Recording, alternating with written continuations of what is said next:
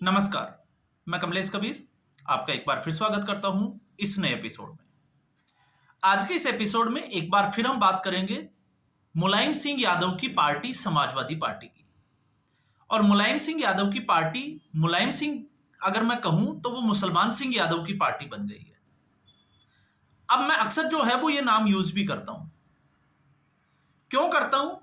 क्योंकि जिस तरीके से समाजवादी पार्टी में होड़ लगी हुई है, Mulayam Singh Yadav M Y factor हमेशा बोला जाता है, एम वाई। तो आप मुसलमान सिंह और यादव, इसलिए मैंने कहा कि ये मुसलमानों की पार्टी ज्यादा हो गई है। और जब ये मुसलमान सिंह यादव की पार्टी हो गई तो मुस्लिम प्रेम जो है वो उमड़ उमड़ कर निकल रहा है। और ऐसा क्यों? क्योंकि इस वक्त पूरे देश में जिस इंडिया अलायंस की हम बात करते हैं, उस अलायंस में जितनी भी जो पार्टियां हैं उनमें एक होड़ मची हुई है। और होड़ ये मची हुई है कि किसी भी तरीके से मुस्लिम वोटर को अपने साथ जोड़ा जाए। और ये होड़ क्यों मची? ये होड़ मची है कांग्रेस पार्टी के कमजोर होने की वजह से। अब सबकी नजर रहती है कि जो 20% की हम बात करते हैं कि उसको किस तरीके से अपने साथ लिया जाए।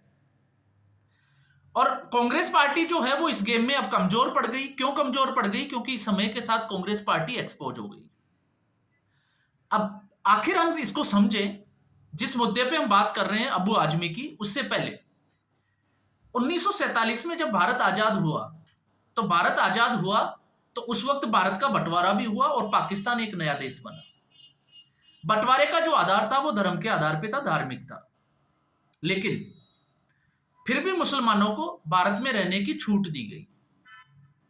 और जैसे ही छूट दी गई उसके बाद में मुस्लिम तुष्टीकरण कांग्रेस पार्टी के ऊपर हावी हुआ। तो जिस एनसीईआरटी की बुक्स अभी सिलेबस में चलती है, उस एनसीईआरटी में कांग्रेस पार्टी ने, आपने देखा होगा, मुगलों को ज्यादा करके जो है वो दिखाया गया। कंपैरेटिवली अगर आप देखोगे तो मराठों को, राजपूतों को, इनको कमजोर करके आंका गया।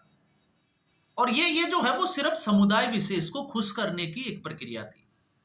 और उसमें कुछ हद तक हम कहें तो कांग्रेस पार्टी इसमें कामयाब भी हो गई।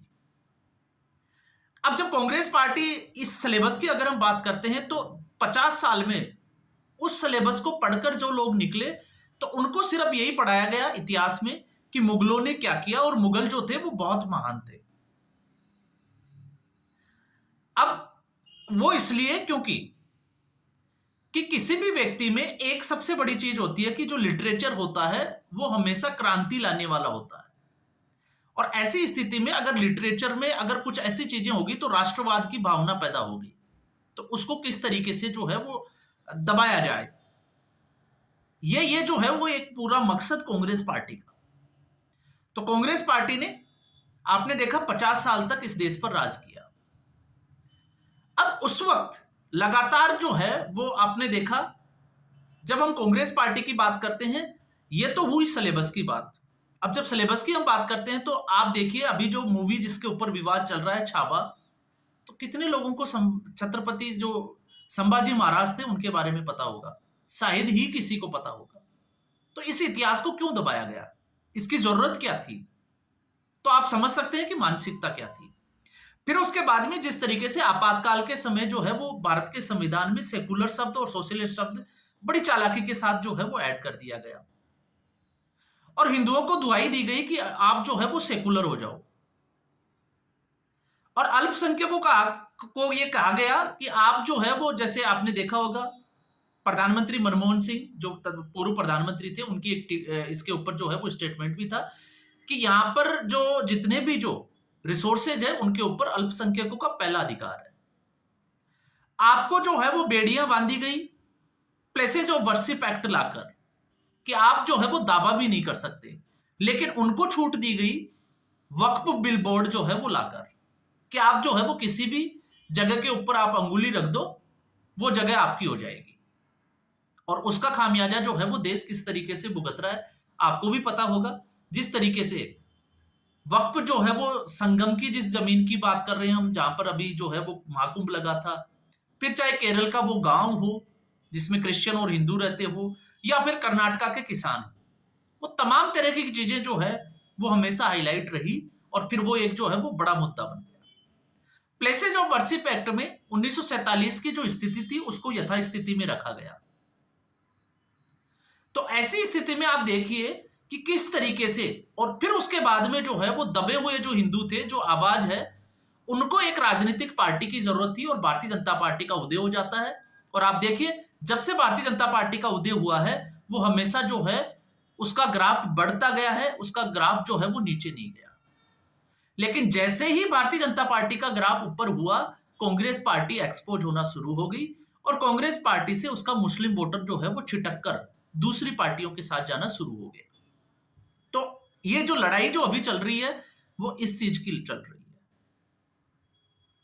तो आप जो है वो अगर आप इसको डिटेल में समझोगे कि किस तरीके से हमें इतिहास पढ़ाया जाता है, हमें क्यों नहीं पढ़ाया जाता। आप देखिए जब हम इतिहास की बात करते हैं और इन चीजों की बात करते हैं तो हमें इतिहास में ये क्यों नहीं, औरंगजेब को जब पढ़ाया जाता है तो हमें सिर्फ यही बताया जाता है कि सिख गुरुओं की जो है वो उनकी सिर काट दिया गया था। लेकिन कहीं भी पंजाब को छोड़कर किसी दूसरे राज्य में उन सिखों के 10 गुरुओं की बात की जाती है जिन्होंने किस तरीके से जो है वो अपनी लड़ाई लड़ी कौम के लिए, वो आपसे छुपाया गया। क्यों? क्योंकि अगर ऐसा होता तो फिर जिसको कहते हैं कि एक तुष्टिकरण की जो राजनीति है वो फैल हो जाती, आपने खुश करना था। ठीक इसी तरीके से आपने देखा जब आप जाओगे राजस्थान और उस बेल्ट में जाओगे तो राजपूत राजाओं ने क्या क्या किया, किस तरीके से इनकी सेनाओं को हराया, कितनी बार खदेड़ा। आप सिर्फ ये पढ़ोगे, चाहे आप पृथ्वीराज चौहान की बात कर लीजिए या फिर महाराणा प्रताप की, आपको कभी नहीं मोहम्मद गौरी जो है वो आपको पढ़ाया जाएगा, लेकिन आपको सिर्फ छोटा सा बताया जाएगा कि पृथ्वीराज चौहान ने जो है वो कितनी बार गौरी को हराया। बस इतना ही पढ़ाया जाएगा, इससे ज्यादा नहीं पढ़ाया गया। पढ़ाया जाएगा कि पृथ्वीराज चौहान ने किस तरीके से शिकस्त दी, उसका चैप्टर आपको ज्यादा देखने को नहीं मिलेगा। तो इससे आपको पता चलेगा कि इतिहास जो है वो अपने आप को किस तरीके से दोहराता है। और फिर ऐसी स्थिति में जब ये छावा मूवी आ जाती है तो आपने देखा होगा जब कश्मीर फाइल मूवी आई तो कश्मीर फाइल मूवी में 1989 और 1990 में जिस तरीके से हिंदुओं को मारा गया, उनको विस्थापित होने के लिए मजबूर किया गया, महिलाओं के रेप किए गए, जबरदस्ती की गई, उनको लूटा गया, ये एक जो है वो पूरे देश में एक इस घटनाक्रम की जो है वो समय के साथ चर्चाएं चलती रहती है। और कांग्रेस पार्टी का तो इतिहास रहा है कि जिस यासीन मलिक के ऊपर इस तरीके के जो है वो आरोप लगे हुए थे उसको प्रधानमंत्री आवास में लंच तक करवाया। तो कांग्रेस पार्टी की तो मैं पहले ही जो है वो आपको स्थिति बता चुका हूं। अब जब कश्मीर फाइल मूवी आई तो फिर जो है वो प्रोपेगेंडा बताया जाता है उसको। तो कश्मीर फाइल जो है वो प्रोपेगेंडा कैसे हो सकती है? आज भी वहां के विस्थापित जो है वो राह देख रहे हैं। और मैं आपको बता देता हूं, आप जाके गूगल सर्च कीजिए, जम्मू कश्मीर में मुट्ठी जो जगह है वहां पर जो विस्थापित हिंदू विस्थापित थे उनकी एक कॉलोनी बसाई गई है और उनको जगह भी दी गई थी कि वो वहां पर जो है वो अपना रोजगार चला सके, अपने घर के लिए रोजी रोटी कमा सके। लेकिन अभी जब उमर अब्दुल्ला की सरकार बनी तो उस सरकार के बाद में वहां पर जो है वो बुलडोजर चला दिया गया और फिर उनके लिए जो है वो कितने लोगों ने आवाज उठाई, आप खुद जो है वो सर्च करके देखिए। उनकी दुकानें तोड़ दी गई। अब वो व्यक्ति कहां जाए जो भारत के रहने वाले, उनको अपने ही घरों से बाहर निकाल दिया गया, अब वो किस देश में जाए? और फिर ऐसी स्थिति में आपने देखा होगा कि जब 370 हटाई गई और फिर उसके बाद में, अब मैं 370 की बात इसलिए लेके आ रहा हूं इसमें क्योंकि 370 जब हटाई गई तो उसकी पैरवी करने वाले थे कपिल सिब्बल। तो क्या ऐसे लोगों को वकील मिलना चाहिए? आतंकवादियों को वकील मिलना चाहिए जो यहां पर जो है वो कत्लेआम करते हैं? अगर कोई दूसरा देश होता तो मुझे नहीं लगता कि वहां पर जो है वो वकील भी मिल जाता। लेकिन इस देश में जयचंदों की भी कमी नहीं है, चाहे वो कपिल सिब्बल जैसे लोग हो या फिर जम्मू कश्मीर के उप मुख्यमंत्री हो चौधरी साहब। आपने देखा जिस तरीके से उन्होंने विधानसभा में वापस से 370 जो है वो धारा लगाने के लिए जो है वो एक प्रस्ताव पेश किया। तो जयचंदों की कमी नहीं है। लेकिन उससे पूछे कि आपने हिंदू विस्थापितों के लिए क्या किया, तो वो बोलने के लिए जो है वो उनके पास जबान कब पड़ जाती है। इसलिए मैंने उस कश्मीर फाइल मूवी का जो है वो जिक्र किया है। और फिर उसके बाद में आपने देखा साबरमती एक्सप्रेस, मैं उस पर तो जाना ही नहीं चाहता क्योंकि वो एक पॉलिटिकल इश्यू हो जाता है, मैं मोटी मोटी बात कर रहा हूं। 1978 में जिस तरीके से संभल में एक दंगा होता है और उस दंगे में वहां पर हिंदुओं को जो है वो पलायन के लिए मजबूर कर दिया जाता है और लगभग 40 हिंदुओं को जो है वो जिंदा जला दिया जाता है। और फिर उसके बाद में जिस संभल मस्जिद का अभी विवाद चल रहा है, आपने देखा होगा, उसको लेकर जिस तरीके से कोर्ट ने जो है वो ऑर्डर दिया, तो आपको यह पता होना चाहिए कि 1920 में इसको एएसआई को सुपुर्द कर दिया गया था इस मस्जिद को, और ये एक संरक्षित ढांचा था 1920 से लेकर अब तक, लेकिन उसी एएसआई को उस मस्जिद में घुसने तक नहीं दिया गया। और अब आप देखिए जिस तरीके से कोर्ट ने उसके सर्वे का एक ऑर्डर दिया था 18 नवंबर को, 19 नवंबर को पहला सर्वे होता है और फिर उसके बाद में 24 नवंबर को जिस तरीके से एक दंगा होता है, पूरे देश ने देखा, 5 लोगों की मौत हो जाती है और फिर जिन लोगों की मौत हो जाती है उन लोगों से मिलने के लिए कांग्रेस पार्टी के राहुल गांधी, प्रियंका गांधी वाड्रा और अखिलेश यादव ये जो है वो बढ़ चढ़ के हिस्सा लेते हैं, संसद तक जो है वो चिल्लाते हैं गला फाड़ फाड़ के, लेकिन हिंदू विस्थापितों के लिए कोई बात नहीं करेगा। और फिर आपने देखा ये तो योगी आदित्यनाथ है कि आज जो है वो स्थिति बदल गई। अब मैं इसमें अगर डिटेल में जाऊंगा तो जिन आरोपियों को पकड़ा है पुलिस ने, उसी में एक आरोपी था गुलाम, और जिस तरीके से उसने खुलासे किए कि उनका मकसद था कि दंगा होगा तो हथियारों की सप्लाई होगी, वो डिमांड बढ़ेगी, और वो हथियार तस्करी का काम ही करते थे जिसको डी गैंग से वो जुड़े हुए थे। लेकिन उसने एक बड़ी बात बोली, उसने जो बात बोली कि समाजवादी पार्टी के जो अभी जो जियाउर रहमान बर्क जो है, उनके फादर सफीर रहमान बर्क जो है, उन्होंने 2014 में उनके अपने अपोनेंट्स एक नेता थे, उनका मर्डर तक करवा दिया था। तो आप सोच, इसमें जो है वो आपको अब सोचना पड़ेगा कि मैंने मुसलमान सिंह यादव की पार्टी क्यों बोला है, तो आखिर समाजवादी पार्टी में इस तरीके के लोग क्यों शामिल है। और आज देखिए आप, समाजवादी पार्टी जो है वो इन्हीं लोगों की पार्टी बनकर रह गई है, और उसी का एक ये नमूना है अब्बू आजमी कि छावा मूवी आई है और उसको अप्रिशिएट करने के बजाय स्टेटमेंट दे रहा है औरंगजेब के फेवर में कि औरंगजेब जो है वो बहुत बड़ा शासक था। आप इतिहास उठा के देखिए औरंगजेब ने किया क्या था। हम जब हमारे सनातन संस्कृति की बात करते हैं तो हमें गर्व होना चाहिए कि हमारी संस्कृति में जिन्होंने इसकी नींव रखी वो थे भगवान श्री राम, उनको भगवान बोला जाता है। मैं कहता हूं वो भगवान नहीं थे, वो मर्यादा पुरुषोत्तम थे। एक पुरुष की जो मर्यादाएं जो है वो किस तरीके की हो, उन्होंने हमें वो पाठ पढ़ाया कि हमें मर्यादाओं में किस तरीके से रहना चाहिए। 4 भाई थे और जिस तरीके से चारों भाइयों का जो सामंजस्य था, एक जो है वो जिसको हम कहें कि राज्याभिषेक होने वाला हो उसको जंगल भेजने का आदेश आ जाता है, तो दूसरा जो है वो उसकी खड़ाऊ रखकर जो है वो अपना शासन चलाता है, अपने जो है वो राज्य में नहीं आता, वो बाहर एक कुटिया जो है वो बांध के उसमें रहता है। ये है हमारी संस्कृति का इतिहास। अब हम आते हैं इनकी संस्कृति का इतिहास, जो अभी औरंगजेब की औलादे बने हुए हैं। औरंगजेब 3 भाई, औरंगजेब, दारा सिको और आपको पता होगा जिसका नाम था एक शाह शुजा, शाह शुजा उस वक्त जो है वो बंगाल के गवर्नर थे। औरंगजेब की महत्वाकांक्षा आप देखिए कि शाह शुजा को हराकर, बंगाल में युद्ध करके, वो बंगाल के गवर्नर थे, उनको हराकर उनका जो है वो उनको मार दिया गया, उनकी हत्या कर दी गई। दारा सिको जो तीनों भाइयों में सबसे अच्छे थे, उनको फांसी दे दी गई। खुद अपने बाप, क्योंकि उनका बाप था शाहजहां जिसने ताजमहल बनवाया था, ये उसी मुमताज की औलादे हैं, उसको 7.5 साल तक जो है वो कैद में रखा। ये जो है ये सीख मिलती है जिनको ये लोग अपना जो है वो आइडल मानते हैं, ये इनकी। और इसमें ऐसा नहीं है, ये कहते हैं ना, अभी अबू आजमी का जो स्टेटमेंट आया है कि औरंगजेब ने जो है वो मंदिर बनाने का आदेश दिया था, तो मैं कोट करके कहता हूं आपको, आप गूगल पे सर्च कर लीजिए। 9 अप्रैल 1969 को औरंगजेब ने एक ऑर्डर दिया था, क्योंकि उस वक्त औरंगजेब की जो है वो 22 सूबों में सरकार हुआ करती थी, और जितने भी जो सूबे थे उनमें जो हिंदू मंदिर है उनको तोड़ दिया जाए। और उस वक्त की, आपको मैं बुक का नाम भी ले लेता हूं, उनके साकी थे मुस्तैद खान, उनकी एक बुक है, मैंने नाम लिखा है मासिर ए आलमगिरी, आप उसको उठा के पढ़िए, आपको मिल जाएगा इसका प्रमाण भी। यह था औरंगजेब और उसकी सच्चाई।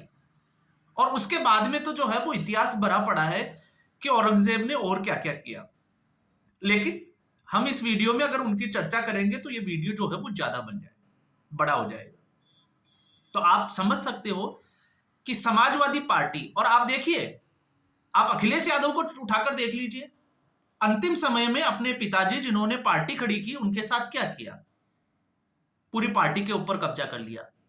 तो फिर आप इसकी तुलना जो है वो औरंगजेब से कर सकते हैं, क्योंकि दोनों में समानताएं भी आपको जो है वो देखने को मिलेगी। कुंभ में गए क्योंकि कुंभ एक मजबूरी थी, और मजबूरी क्यों थी? क्योंकि कुछ सियासी समीकरण जो है वो इनको मजबूर कर देते हैं, भले ही ये कितना ही चला ले। और आप ये भी सोचोगे कि इसमें आप देखिए, उसके बाद जिसने मुंह खोला अवधेश प्रसाद, ना शकल से अच्छा ना सूरत से अच्छा। हालांकि मैं किसी के ऊपर फिजिकली टिप्पणी नहीं करता, लेकिन ये इसलिए जरूरी हो जाती है, एक नंबर का नमूना संसद में बैठने लायक नहीं है, लेकिन वहां की जनता ने क्या सोचकर सांसद बनाया है वो तो वहां की जनता ही जाने। और ऐसा समय में इसकी जरूरत क्यों पड़ी? क्योंकि इसकी जरूरत इसलिए पड़ी क्योंकि इन लोगों को पता है कि हिंदू जाग रहा है, और हिंदू अगर जाग रहा है तो अब इनके लिए सत्ता के सारे रास्ते दरवाजे बंद है। तो फिर उनके पास एक बड़ी आबादी का अगर कोई कुछ हिस्सा बचता है तो वो है मुस्लिम। इसलिए मुस्लिम आबादी को किस तरीके से खुश किया जाए, बस सब लोगों में जो है वो इसी की ओर चल रही है। तो यहां पर अब्बू आजमी आप देखिए मजबूर हुए अपने उससे बयान से, उन्होंने जिस तरीके का बयान दिया, और जब उन्होंने कहा कि जब औरंगजेब इतना अच्छा शासक था कि उस वक्त देश सोने की चिड़िया था, तो अगर कोई उसको पूछे कि अगर भारत सोने की चिड़िया औरंगजेब ने बनाया है तो क्या उसके बाप दादा जो है वो झक मारने के लिए भारत आए थे क्या? वो भारत आए क्यों थे? आप बाबर से बात कर लीजिए ना, बाबर, फिर हुमायूं, फिर अकबर, फिर उसके बाद में आपको मिलेगा जहांगीर, शाहजहां, फिर औरंगजेब। तो आखिर बाबर को जरूरत क्या पड़ी थी भारत में आने की? और अगर उसके आने से ऐसा हुआ तो फिर उससे पहले आप जाके देखिए, इतिहास को आप उठा के देखोगे, चाणक्य के समय भारत की इकोनॉमी कहां थी। लेकिन आपको चाणक्य नहीं ज्यादा मिलेगा सिलेबस में, आपको किताबों में एनसीईआरटी में बच्चों को नहीं पढ़ाया जाएगा 10th 12th तक। आपको महात्मा बुद्ध की जीवनी नहीं पढ़ाई जाएगी, एक छोटा सा चैप्टर पढ़ाया जाएगा। उन्होंने अच्छे काम, क्योंकि उन्होंने अच्छे काम किए, वो नहीं गिनाए जाएंगे आपको। महावीर स्वामी के बारे में नहीं बताया जाएगा। क्यों नहीं बताया जाएगा? आप समझ सकते हैं कि किस तरीके से इस देश को जो है उसके लिटरेचर ने खत्म किया है। अगर सही तरीके से अगर उस वक्त देश की आजादी जब हुई और उस वक्त अगर लिटरेचर पे काम किया जाता और बच्चों को वो चीजें पढ़ाई जाती जिससे उनमें जो है वो राष्ट्रभक्ति की भावना बढ़े, तो मुझे लगता है कि आज जो है वो स्थिति शायद अलग होती। और इसीलिए ये सारी पार्टियां जो है वो अब चटपटा रही है। और नतीजा आप देख लीजिए, समय का खेल जो है वो बड़ा निराला होता है कि जिस मस्जिद के लिए जो ये ताली ठोकते थे, जिसके लिए जो है वो दंगे फसाद हुए, आज उसको इलाहाबाद हाईकोर्ट ने विवादित ढांचा करार दे दिया। अब वो मस्जिद के नाम से नहीं जानी जाएगी। अब चाहे मामला सुप्रीम कोर्ट में जाए चाहे निचली अदालत में, उस जामा मस्जिद की जगह लिखा जाएगा विवादित ढांचा। तो आप समझ सकते हैं दर्द की वजह जो है वो बहुत है। तो आज के एपिसोड में बस इतना ही। उम्मीद करूंगा वीडियो एपिसोड आपको पसंद आया होगा। वीडियो को लाइक करें, शेयर करें, चैनल जरूर सब्सक्राइब करें। धन्यवाद।